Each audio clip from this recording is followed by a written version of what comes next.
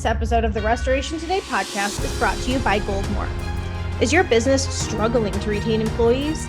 Stop burning out your workers, do more with less, and start increasing your profits. Become a licensed Goldmore member today and grow your profits using their proprietary system in your restoration business. Goldmore is so confident they offer a 90-day money-back guarantee on the license fee if you are not completely satisfied with the results. Visit goldmoreusa.com to discover how you can truly benefit by using Goldmore, the easiest, most profitable mold removal system, period. Hey there, thanks for checking out this episode of the Restoration Today podcast. Today we're going to do some storytelling, and I am very excited to share the story of David Hart, or really let David Hart share his story. You probably have seen him at trade shows at the RamAir booth. He's always smiling, and he's got big muscles, and you would recognize him. And he looks like Wolverine. So he also is a doppelganger. So anyway, okay, I digress. All right, so we are here to tell David's story a little bit because I've learned a little bit about him over the years and more so recently, and I want to share some about what he's invented and his contributions to the industry, but I kind of want to start back at the very beginning of what it looks like to be an inventor and share the story of an inventor who is in the restoration industry. And I think this is really exciting. So David, thank you very much for joining me. So I'm just let's start at the very beginning. And I'm hoping that you can share your experience in school, in elementary school. Start there. Going into a little bit of a dark area here. I was a nerd. I was a full-on nerd. I was the king of the nerds. I didn't play sports. And since the day I was able to even utter the word science, I was obsessed with it. And I was always building things. Back in those days, I was back in the 70s, if I can even really digest that. Hate yourself, okay. I know, right? There was a store called Radio Shack, and it was my favorite. I call it a vacation destination. Go there and get some electronics and build some stuff, But in elementary school, I was a nerd that got bad grades, which is kind of a twist. And it's because I didn't care about the curriculum. I didn't care who sailed what ocean in what year. I was too busy dreaming about, black holes and, things like that. So.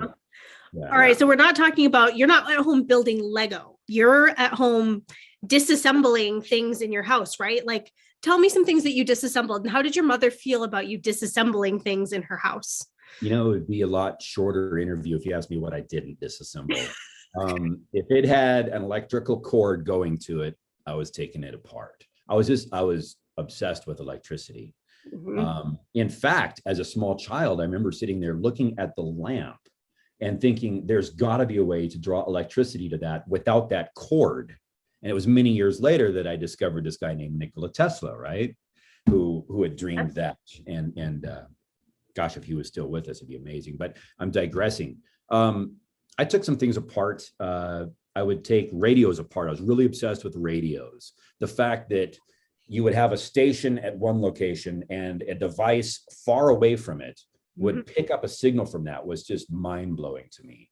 So I took radios apart, things like that, and then I built a radio out of there was C's candy was a big thing in the day. We had a C's candy box. I took components, I got a Radio Shack and whatnot, build this radio. You had a little earphone that you plug in there. And I was always taking things apart and building things. You still have that radio? It'd be so cool if you did. Oh, no, I don't. But... No.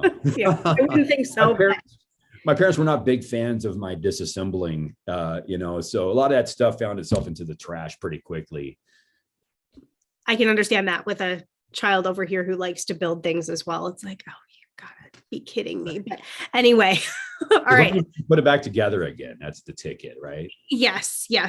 All right. So school's boring, not loving it unless it's science. So you figure, all right, I got to make it through school. And then what? What happened after high school? What was your path?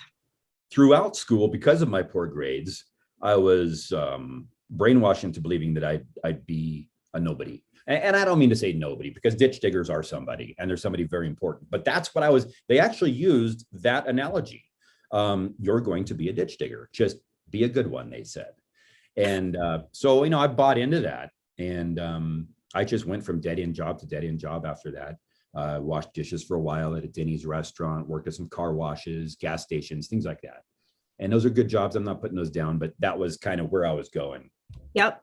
Okay. So then you made a really big decision that I think helped steer kind of the course of the rest of your life and where you went from there. So you joined the military. So which branch did you join? How did you choose that branch? What was your hope for joining the military? Well, my dad was in the Marine Corps and he was very into the Marine Corps. My mom was secretary to the ambassador of the United States in the German consulate. So, I mean, I was raised in a very military, Marine oriented family. I wanted to join the Marines. So I went to the Marine Corps recruiting office and I had gotten in a little bit of trouble in my late teen years. I never stole anything. I never did anything like unethical, but, disorderly, stuff. And so I had a really mild little police record. And the Marine Corps, one thing they love to say is, I'm sorry, we can't take you. You might want to visit the Army down the hall. They'll take you. So I went to the Army down the hall and I joined them. Okay. And so how did that feel though? I mean, were you disappointed in that moment? Was that or you're like, it's fine? You know what? I was pretty used to disappointments at that point. So, it wasn't a big deal. I was just happy to get into the Army, to be honest with you. Okay. So what was your plan for getting in the Army? Were you committing to like, I'm going to do 2 years and be out and hopefully this gets me a career that I can build on? Or were you like, hey, maybe this can be a career. My parents did it. Exactly. I mean, I wanted to go in for a very short period of time, do a couple years, get out, maybe get some training in there that I could utilize in the civilian world. Mm-hmm. So yeah, I signed up for a very brief period of time. Okay. And I hear that some interesting things happened once you had to take some tests when you go into the military, right? And one has to do with kind of your mental acumen, how smart you are. So what happened with that in one of your officers? Yeah, you take a test. It's called the Asfab Test. And it's basically a mental aptitude test. And, I didn't really think too much of it. It was a long, grueling test. And then got into basic training in Fort Leonard Wood, Missouri. And a few days into it, I was called aside by a lieutenant colonel, which, that was a really big deal. That's really high. And you don't see those usually on the basic training basis. And I was told that because of my score on that test, I was invited into military intelligence. And he gave me a few days to think about it. I really didn't need to think about it too much. It sounded really enticing, but at the same time, I just kind of wanted to do a quick time and get out. And that would have been a huge, I'm not saying necessarily lifetime, but he didn't just say, hey, you want to join military. It was a sit down. It was a long meeting and it was explained, this is what your life will be like. You're not going to want to get married because you're not going to be able to tell your wife anything. Don't raise a family because you're not going to be a good family man. I didn't want to sign up for that. So I thanked him for the offer and declined. Okay. Is that something that you've ever looked back on and been like, oh, I regret that? Or are you like, no, I'm solid with that? Hell yes. Especially when I watch movies like The Bourne Identity and I was like, man, that could have been me. You know what I'm saying? It does sound like it would have been a big kick in the butt. But like I say, wanted to get in and get out. So. Mm-hmm. All right. So you got in, you got out, and you found yourself in the carpet cleaning world. So talk to me a little bit about that. You were at a few companies before deciding to make some other moves that we'll get into, and we're getting close to your inventor stage. We're getting there. So talk to me about post-military, post-army, and carpet cleaning. Well, actually, when I got out of the Army, I slid right into carpet cleaning. Mm-hmm. I came back to Portland and I didn't really get the education that would have benefited me greatly in the civilian world because simply not that many people in the civilian world had M1A1 tanks that needed the guidance system aligned. So, I found myself really, with an education that was unapplicable, but a buddy of mine had an apartment and he had some space on the floor with a sleeping bag. So I took that opportunity, didn't have a car or anything. And there was an ad in this thing called the newspaper at the time. I know what those are. I like those. Help wanted ads. Print. Right. There was an ad for carpet cleaning assistant for Sears Carpet Cleaning, which was 20 van operation, big operation in Portland, Oregon. I walked 4 miles to the interviewed, walked 4 miles back, got the job. And, to me, I just got out of the Army. Walking 4 miles is nothing, got the job. So then I began walking to work every day, walking back home and doing this carpet cleaning. But my first day on the carpet cleaning job, there was something about it that only another carpet cleaner could understand. It just attracted me. It just seemed cool. You know, we're transforming something into something awesome in a pretty short period of time. Yep. And so the very first day I came back and I told my roommate, I'm going to start my own carpet cleaning company someday. And lo and behold, it was many, many years later. And there was, you know, some other steps in between there, but yeah, that ended up happening. I love the work ethic in that of walking 4 miles each way. You know, you hear those stories today on the news of people doing that. And those are the people where like a stranger will gift them a car because it's like a miracle that somebody would walk that far to a job, right? So that is crazy work ethic. So good for you there. Okay. So you were at a couple different carpet cleaning companies and then you started your own. You started Guarantee Carpet and Upholstery. So that has you in Oregon, right? So you started the company there. And when did you start that? How long have you had that company? Well, after Sears Carpet Cleaning, I then worked for two more carpet companies, one of which had a duct cleaning division also, which kind of planted a seed. But what was your question? When did I start it? Yep. November 17th, 1998 in Oregon. Yep. All right. So, and then how long into having your company did you get into the duct cleaning side of things? Did you do that right from the get-go? No, it was several years before I did that. I mean, I worked my butt off Monday through Saturday, all day, all waking hours were cleaning carpets. And Bend, Oregon was a small town at the time, 30,000 people. So I was able to really, you know, create a reputation here. And I really didn't settle for anything but a great reputation. I wanted to really build something awesome. And several years later, the demand for duct cleaning began growing. Mm-hmm. And most carpet cleaners think of duct cleaning as a very good add-on. I knew that it had a reputation as a good add-on, very profitable. So I decided to get some negative air duct cleaning equipment. I purchased some from a very well-known distributor, and I went to work in duct cleaning. Mm-hmm. Okay. I want to step back for a second and talk about reputation building. I think that's a really important thing to talk about, right? So how did you build a really good reputation and kind of become maybe like the go-to carpet cleaner in that area?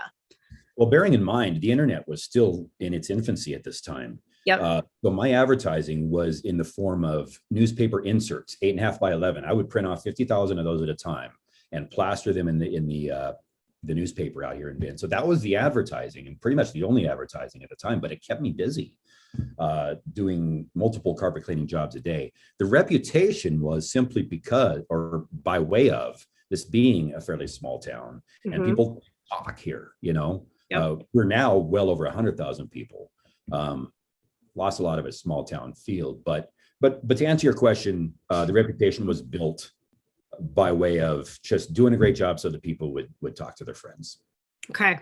All right. So you get into duct cleaning, you buy this air duct cleaning system, and you're starting to realize, inventor David is back. And we're starting to realize there are some things that maybe we could do different here. So what were some of the pitfalls or the downfalls that you were seeing with the equipment that you bought and kind of the need you were seeing in that sector of cleaning?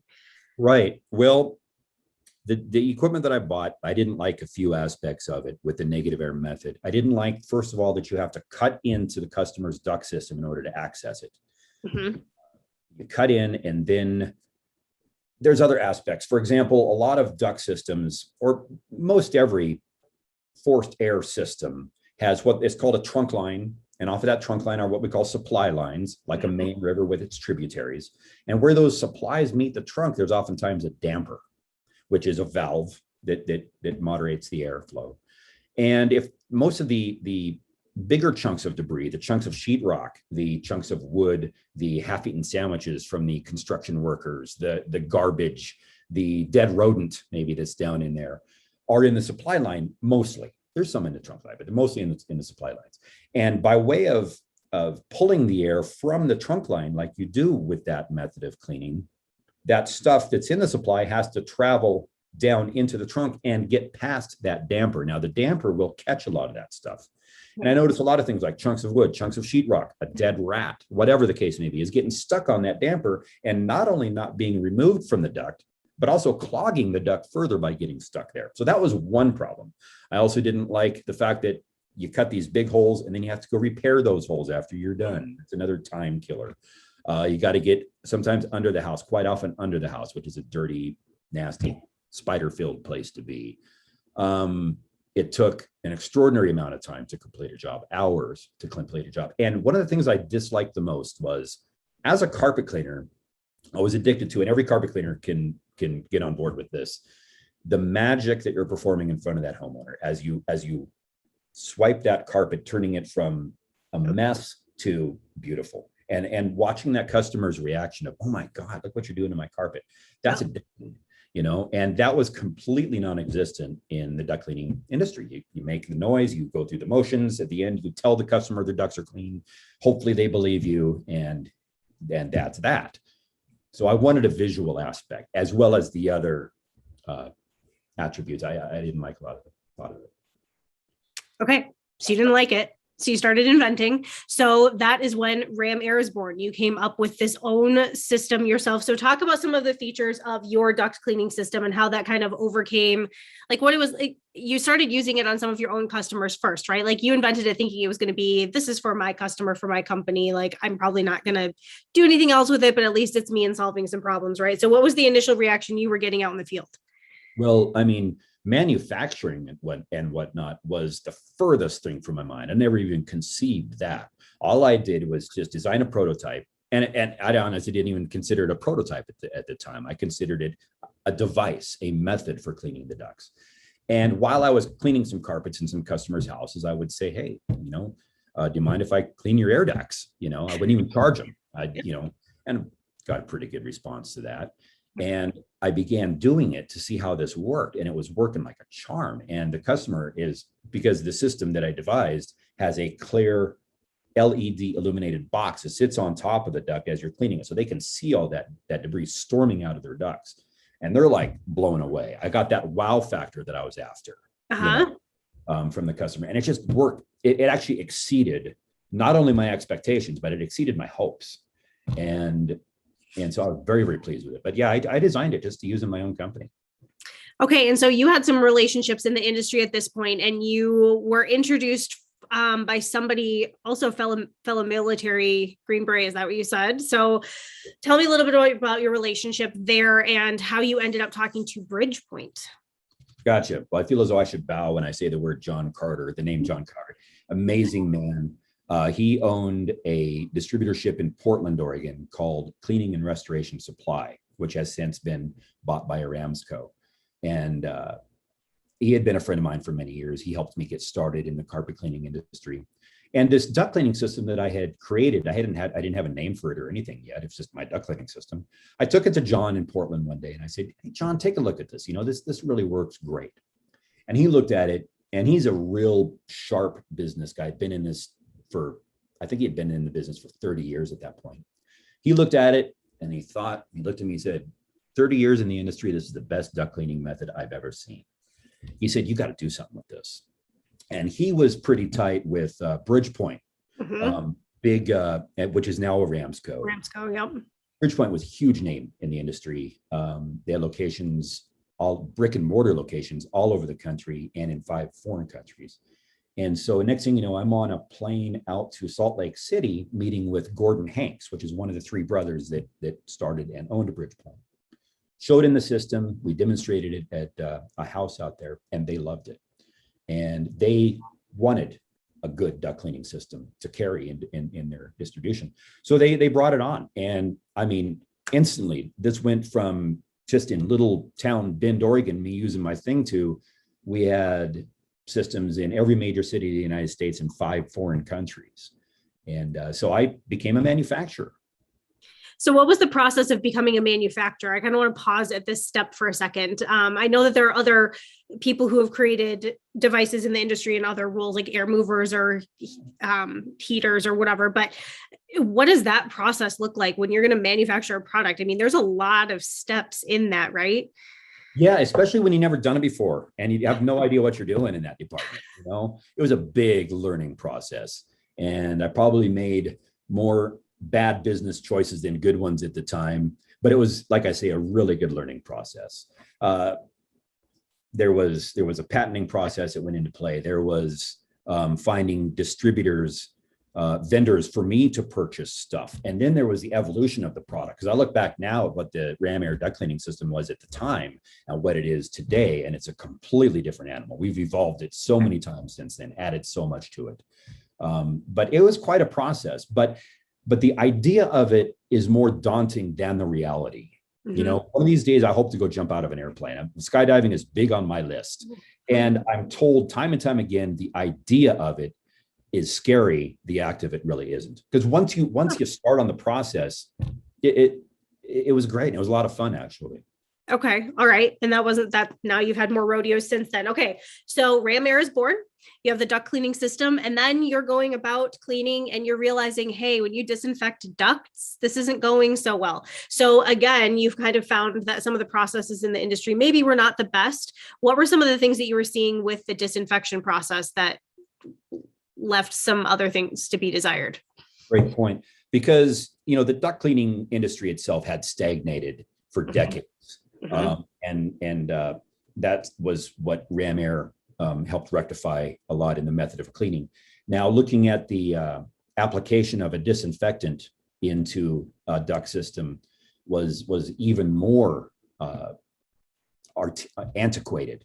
Yep. What the method at the time was to take a fogger, which is, you know, a portable machine that turns a liquid solution into an aerosol. Yep. And you would turn the HVAC system on in the house. And as the air is being pulled from the return duct through the system, you would point the fogger at it and blow this disinfectant fog into that, which would carry it through the duct system. Now, on the surface, that sounds great. You're getting it throughout the whole system. But in actuality, where almost all of that solution is going is into the interior of the dwelling through all the register openings. It's filling up the interior. You have to vacate the building.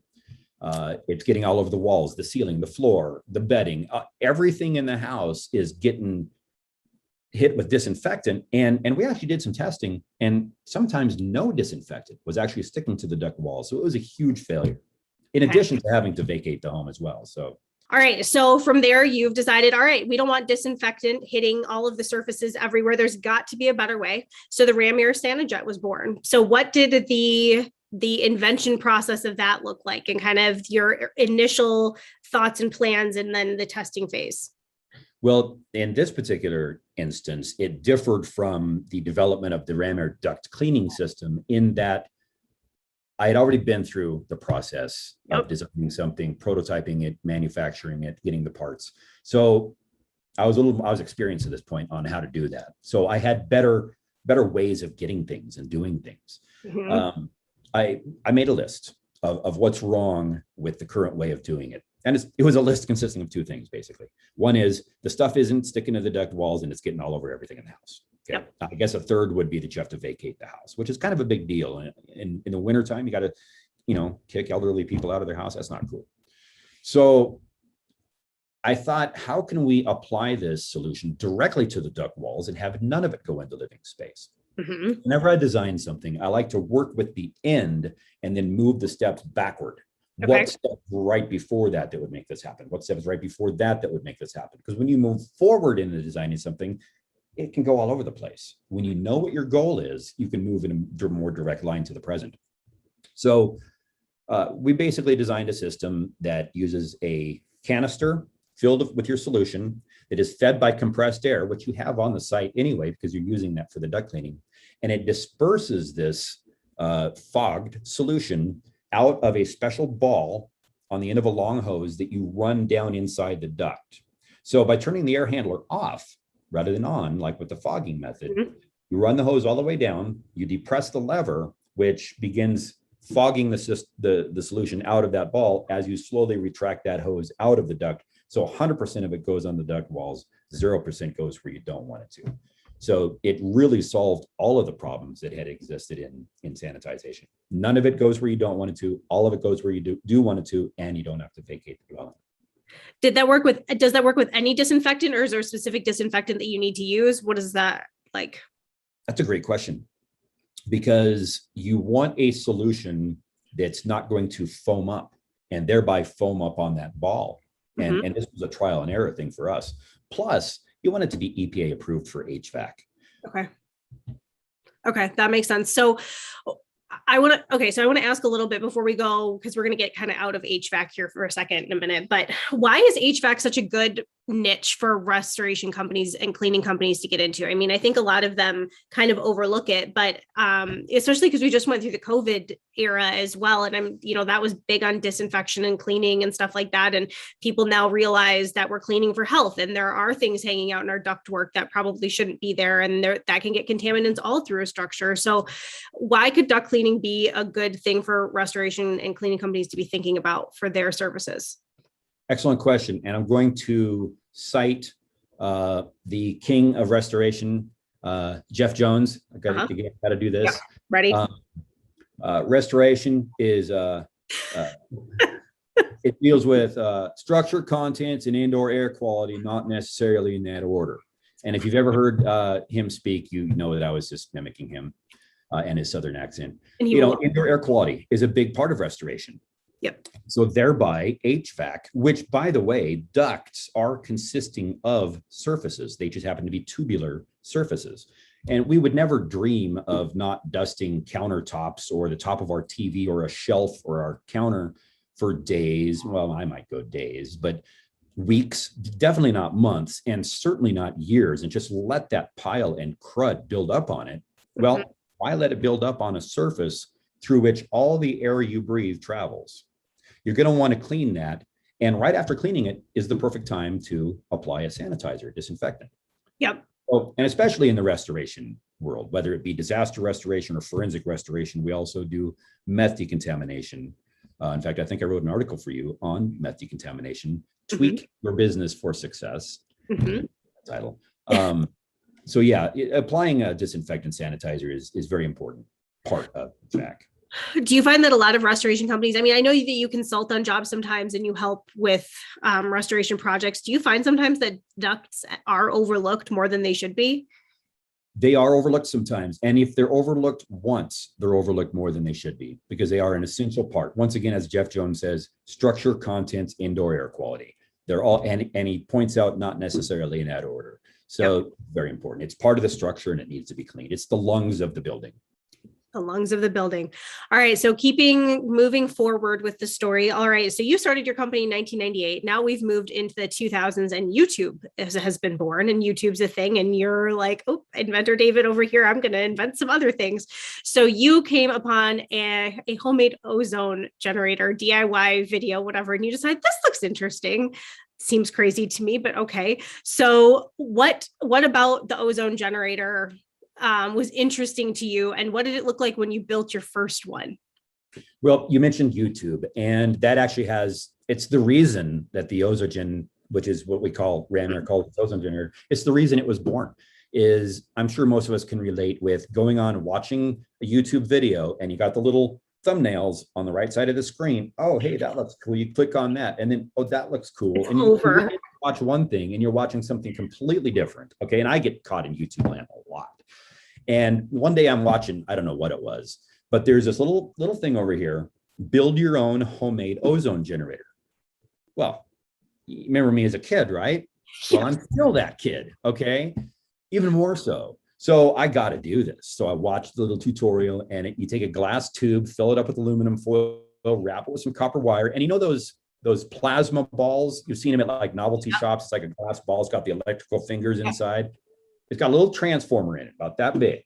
Okay. And you power this glass tube with the constituents with one of those tiny little, very weak transformers to generate ozone. And so I put the pieces together, and I had to turn out the lights, make it completely black and dark in the room in order to see the purple glow from that, and almost singe my nose on it to smell the ozone being emanated from it. But it was there. I made ozone. And, you almost kind of feel like a god at that point. I made ozone. I made an allotrope of oxygen. That's pretty cool.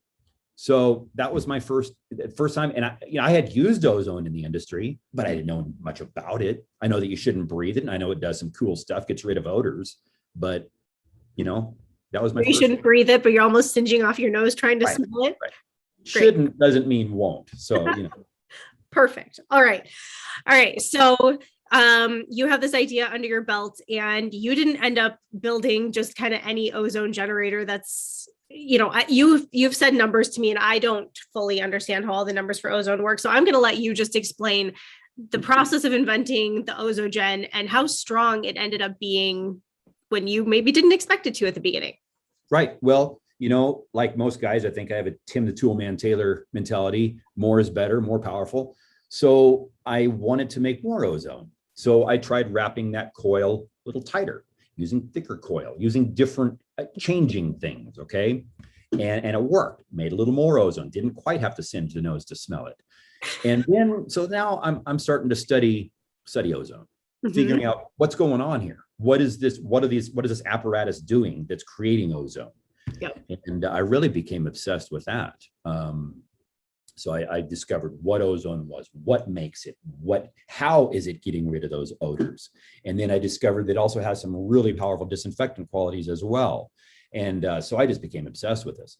And we'd close up at the end of the day around 5 o'clock, and I'd stick around in the shop, and I'd start playing around with different ozone generator designs. And I started making a little more. Now I could really smell it. So, okay, I'm going to order an ozone monitor. So I ordered an ozone monitor online so I could detect how much I'm making, because I could tell in the advertising that these other ozone generators that are used in the restoration industry are putting out 2-4 grams an hour. The top seller is putting out 2.4. There's another one puts out 4. I'm going, okay, 4 grams an hour. That's my target. Okay. Hit it. And then 6 grams an hour. Okay. All right. So now I'm obsessed. Now I'm hanging out till 10 o'clock at night every night in this shop. I mean, I was one step short of putting the white lab coat on, messing my hair up. You know what I'm saying? And so then I started ordering different parts. I got some stuff from all over the country. And long story short, I ended up making 16 grams an hour with a specialized plate in a way that it had never been done before. And so now I'm thinking patent. So, well, here we've got some ozone generators right there that we're building. We put it into a professional design. I did get a patent on it. And we now have what was called the Ozogen 16G, puts out 16 grams an hour, used all over the country in restoration, odor neutralization. And we did some work here when COVID hit on using ozone as a very powerful disinfectant as well.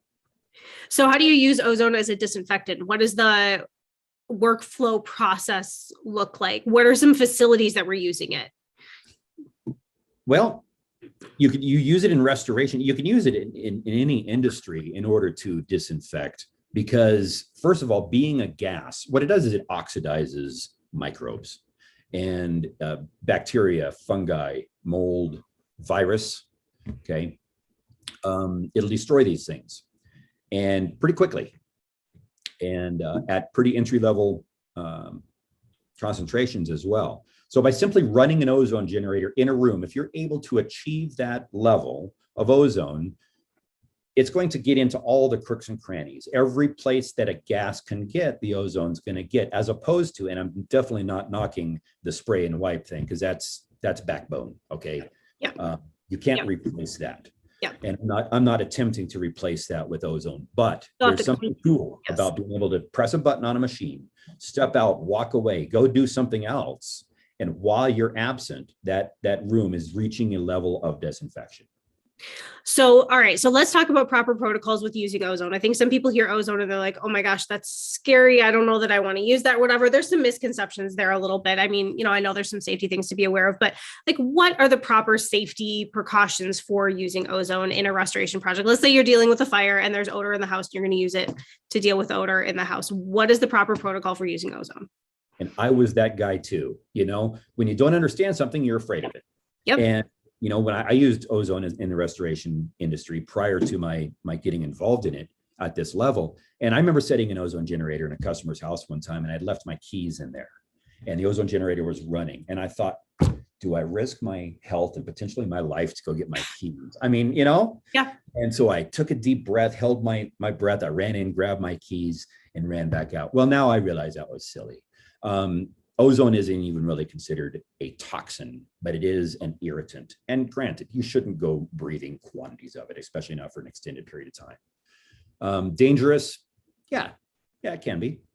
Absolutely. So can a car, but also has a great use. And I'm certainly not going to use a car because there is a danger aspect to it. Use it intelligently, get trained on it, and then use the heck out of it, because it's got some great positives. Okay. But was your question more like, what are the dangers? No, it's more like, okay, so you've been running the ozone generators for a while. You know that you've ran them long enough that the odor is going to be gone. Do you need to like let the structure air out for a while, or is it fine? Like once the generators are turned off, you're good to go. What does that look like? There's two ways to achieve a safe level of ozone in a structure. You can either replace the air in that structure, and that would be by way of opening some doors and windows and just let the ozoned air blow out and replace with fresh air. That way you can enter it more quickly. Or within a couple hours, that ozone level will break down into a safe level on its own anyway. So, all right. So what about the contents side of things? Can ozone be used on everything? I think that there are a few materials that you should not probably be leaving exposed to ozone to try to get odor out of them, right? So talk about that a little bit. Well, most disaster restoration companies will have an ozone chamber, an ozone room. And what they'll do is when there's been, say, a fire in somebody's home, they'll take the furniture and contents from that house, place it in this special room in their shop, fill it with ozone, and that ozone then permeates and removes the odors from those contents. So yes, it does work on contents. Now, there are a few contents that can be adversely affected by the oxidation process of ozone. Rubber, for example, some plastics, things like that, as well as, let's say you clean a carpet, but you also want to do an ozone treatment. You definitely want to make sure that carpet is dry before you bring that ozone in. One thing that ozone does, since it turns O2 into O3, it adds an O, okay, and adds an oxygen atom to the molecule. It also turns H2O, which is water, into H2O2, which is hydrogen peroxide. So you can bleach a carpet out. So you don't want fabrics or anything like that to be wet in a place of treating. Yeah, don't want to find that out the hard way. Right. All right, so we've talked a lot about your inventions in professional life and childhood and military stuff like that, but I know that you're involved in a lot of other things too. I mean, I know professionally you've been involved in NADCA and the RIA and some other things like that, but I know that you've also been kind of involved in your community in the Special Olympics and Guardian Angel Project and stuff like that. So talk to me a little bit about kind of the side of you that still loves service. It probably comes from the military and carpet cleaning. I guess everything you've done is based in service, right? And serving other people. So how did you find other ways in your life to be involved in your communities and try to make a difference? Well, I'm glad that you said it like that, because what we do as cleaners and restorers is service. Yep. And I think it's important that we view it that way. Mm-hmm. It's service to others. And we can go beyond that and work within our community as well. And since my early 20s, I've always felt a draw to do that. I started coaching the Special Olympics in my early 20s, and I did that for about 20 years. Upon cessation of that, after 20 years, I'd find every year, by the way, at the end of the Special Olympics season, I was just so spent. I'm like, this is my last year, you know what I'm saying? And then next year I'd be back. I couldn't wait to get back, but there came a time where it's like, okay, it's time to step away. And then I was speaking one day with a man named Curtis Sliwa out of New York. Now, he started an organization in New York City back in 1979 when he was a teenager called the Guardian Angels. Mm-hmm. In New York City, the subways were the scene of a lot of crime. And he and some of his buddies wanted to do something about it. So they would ride the subways wearing a red beret to identify them as the good guys, kind of a good guy gang. And they did that, and then they ended up getting more people involved. And currently there's 5,000 Guardian Angels all over the world. And I became a chapter leader of the Guardian Angels, about 10 years ago. I had a conversation, like I say, with Curtis Sliwa on the phone. He said, you gotta start a chapter in Bend, Oregon. I said, Little Bend? I said, no. I said, we don't have a ghetto. We don't have bad parts of town. We would patrol Portland, Oregon, which does have bad parts of town. Yep. Especially now. And so I said, we don't have a problem here. And he directed me to understand that we do have a problem here. And it's more of a prevention thing here in Bend. We do free women's self-defense seminars. We'll do some victims assistance, things like that, which we've actually found to be quite valuable. So it's a neat organization to be a part of. Are you still patrolling Portland? Is that still something you do as well, or is that something you haven't done in a while? I haven't patrolled Portland for years. And at this point right now, with what's going on over there, I think everybody knows what happened to Portland these last couple of years. And I actually just drove through there a couple of days ago. I was quoting some duct cleaning in a big commercial building out there. And driving through downtown, I mean, that's my hometown. And it's heartbreaking.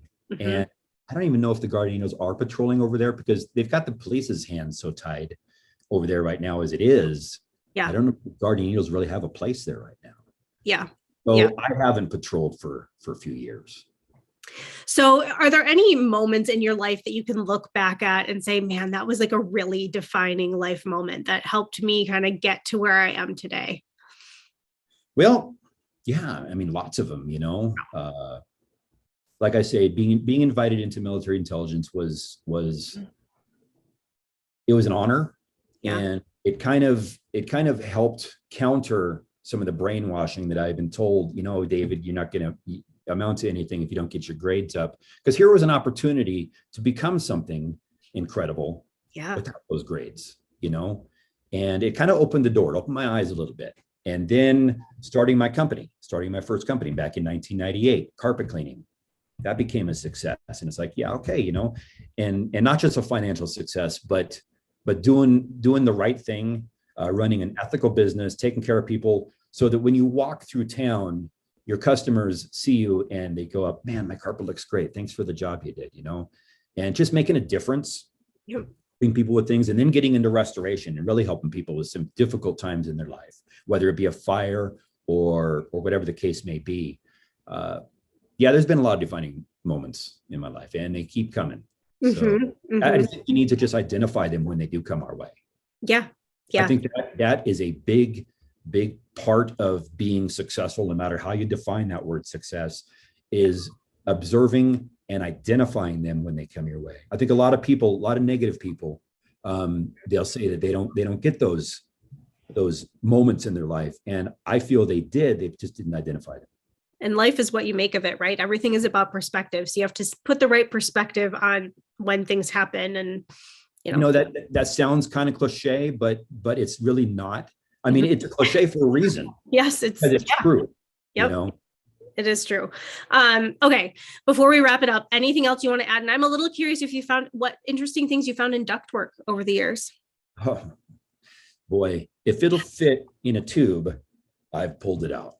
Although even at this point, after all these years, I'll still find something every now and then that surprises me. I'm not going to tell you the grossest thing I've ever found, because I don't know who watching this may have just had lunch, but we do get a lot of dead rats and rodents and things like that. I found a full-size football one time. Older homes have big ducts, like homes in the 20s and 30s. I found a full-size old football. They called it pigskins back then. Found one of those in there. I found blueprints for the house. I found 24 pieces of silverware in a duct system. It's not unusual to pull out a knife or a spoon or a fork, but when I pulled out like the fourth piece of silverware and then the 10th piece of silverware and then laid them out, and I had a seating for 8. Okay. We figured that, and it was a 100-year-old home. Maybe back in the old recession, they were using that as their safe or something. So toys, all sorts of stuff. Are you the person that I talked to who found a cat? A live cat?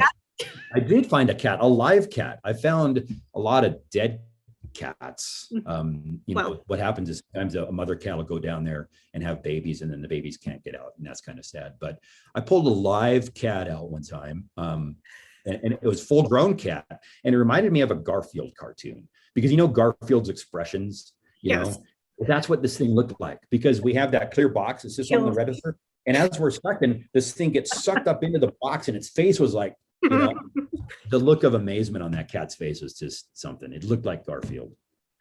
I was just trying to take a nap. What? Yeah. Hilarious. Where's the lasagna? Okay, perfect. Well, I will be seeing you somewhere, I am sure. Thank you so much for your time. Thank you for sharing your story and for all the inventions you've brought to the industry. And I look forward to seeing you soon. For more Restoration Today, visit our website, cnrmagazine.com, or find us wherever you get your favorite podcasts.